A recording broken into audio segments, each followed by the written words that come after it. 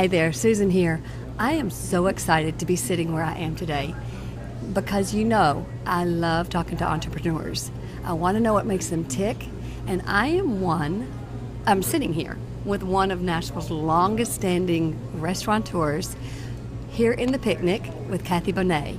Kathy, thank you so much for accepting my invitation to put you on the spot and introduce you to my followers. Thank you, Susan, for allowing me to do it for you. I love being here. Tell me, you've been in business for 33 years. 33 years. What makes a young girl decide she wants to go into business and open her own restaurant? Passion, ambition, perseverance. That's probably the biggest word.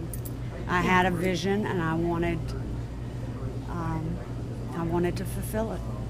So you started working at O'Charlie's. I started working at O'Charlie's in 1973. It was the only restaurant, O'Charlie's restaurant at that time. Mm-hmm. And it was run by Mr. Charles Watkins, which was named after the restaurant O'Charlie's. Right. And I worked there for many years and loved it. I went to grad school and worked there part-time, and it just was sort of a home away from home. And he was such a warm, loving man. I got to pretty much do anything I wanted to do. It was really great. It was a great experience. I got to go into the kitchen, actually do a lot of the food prep. We did a lot of private parties that I helped them with, and that's sort of where I really got the bug to really, it's just sort of was a seed that was planted at that time, and I loved food. So you learned the business from the inside out, every piece of it? Every piece of it. Okay. So tell me about the lunch counter. You were telling me how you got started. The lunch counter at... From the very beginning. From the very beginning. Oh, I walked door to door selling sandwiches. You started with how much money? $250. She started her business with $250, wanting to grow your own business. Yes. Okay. And I'll never forget going down to get a peddler's license for $10. Times have changed. Times have changed. And I didn't really have a name picked out, and I thought, well, I want a basket, so it's going to be called The Picnic. Oh. And I walked around selling sandwiches door to door in beauty parlors and any place I could find a hot spot. Sometimes it ended up at the car lot, which was not my favorite spot. And that's so funny. When Kathy was just telling me this morning, I remember having those perm rollers in my hair at 15, which of course I'd still have to have that today to have curls, and having you come around with sandwiches at the Duchess. Oh yeah, with that pimento cheese, and it was where really I met, good. That's where I met Tom in the Bellmead Drugs, and that was our first store. Okay. Our first brick and mortar store. So you opened that in 1984. And they built a little kitchen for you. They built a small kitchen. It was about 400 square feet, maybe 350. Not much bigger than a bedroom, but it worked. Our storage was on the top of the ceiling. It was just wild. It was wild. And it started with 4 tables, and then we increased it to 8, and with a lot of beg bartering and pleading, I would get 12 tables, and then it just kept increasing. And we came to capacity at one point, and then it was time for us to find a new home because they were going to renovate the shopping center that we were in. Growing pains for everybody. Everybody. Lots of growing pains for me. You telling me you had 2 years to find a new place? We had 2 years to find a new location. And I found a few that I really liked, but I wanted to stay with the drugstore. So for 2 businesses to move into one spot is very difficult. To find the space, number one, and to find it where both of us would have mutual feelings about the building and know that it would work, Because it's always very risky to change locations. I didn't want to change locations. I wanted to stay with the Hill Company, and I wanted to stay on this land. And you had a clientele that knew you, Yes. that enjoyed being here on a daily basis, and you didn't want to leave them in that location at all. No. I didn't want to move to Brentwood and start a new business. It would be like starting all over again. Right. It You had really already would. created a family. I had my family, and I had their children and some of their grandchildren, and Yeah. it was beginning to evolve. We were there for 24 years. Gee, It's a long time. it is a long time.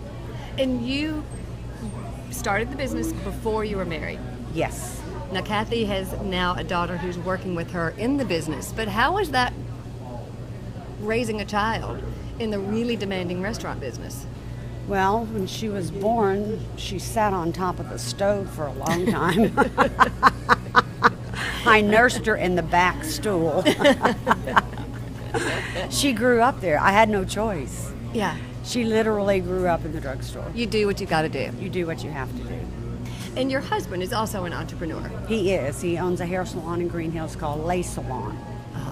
Can you imagine any other kind of life? No.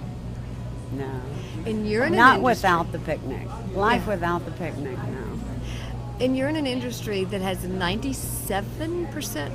It's about 97% failure rate within the first 3 years of opening. So what do you think? Obviously, it's risky. You Very. know those things going into Yeah. it. What do you think makes you different?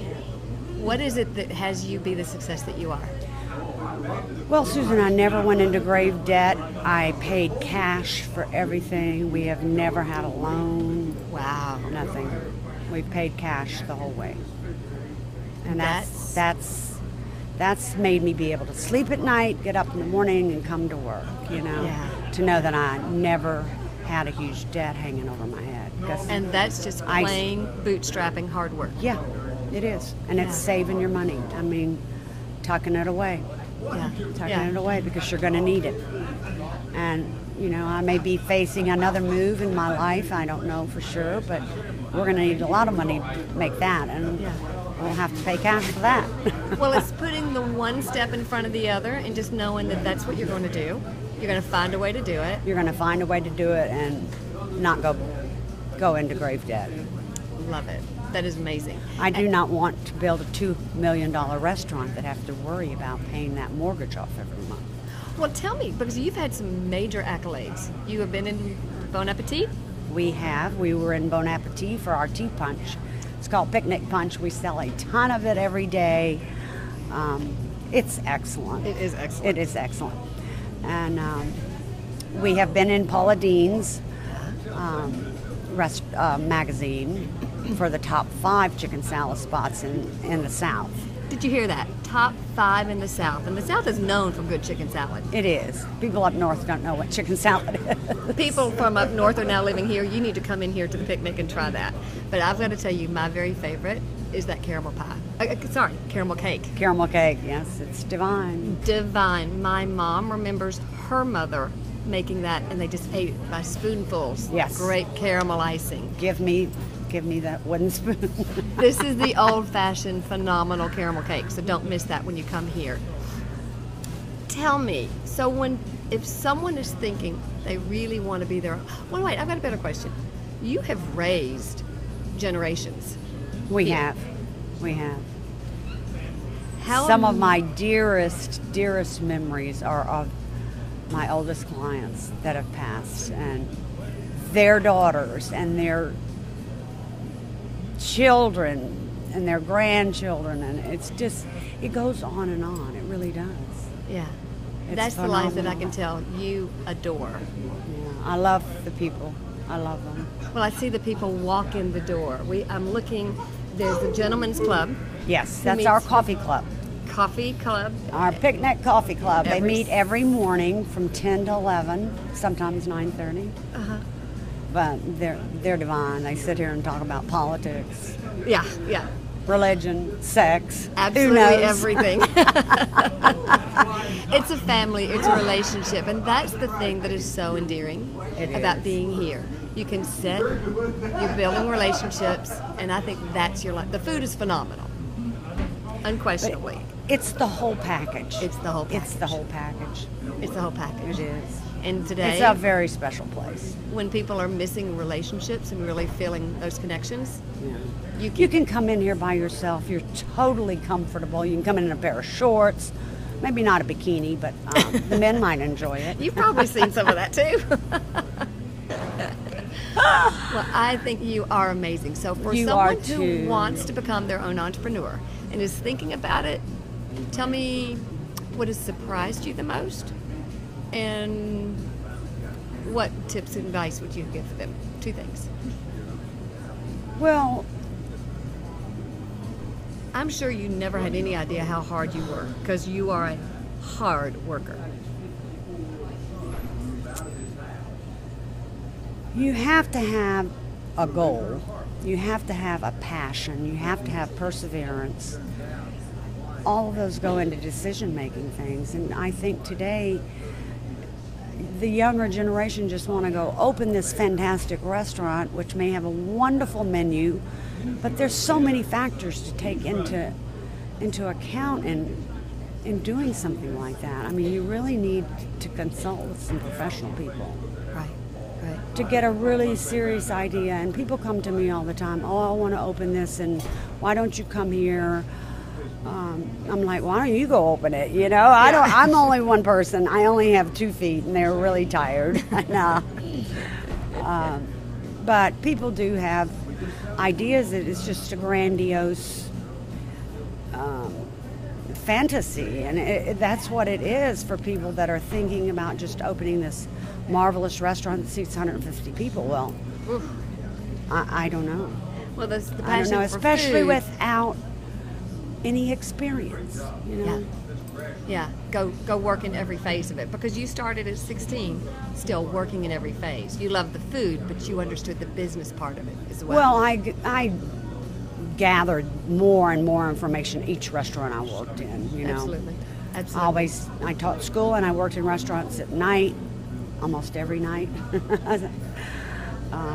But there's so much to learn in this business, and there's so much I still don't know. Well, don't you think that's also what makes it so exciting? Yes. You are always learning. You're always growing. Yeah. You're building relationships, and I know these people are all family. Oh yeah. They are. Yeah. It's a beautiful thing. That's what makes They're an talking entrepreneur. about us It's the heart. I know. I can tell. And they're welcome to come join us, because they would have a love fest with you to say how appreciative they are. I know, to have a venue to be able to come to. Yes. So it's great.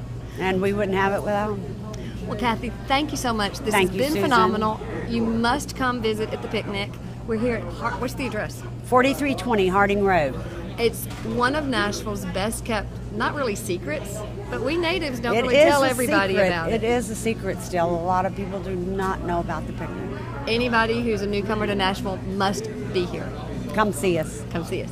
Thank you. Bye. Oh, jeez.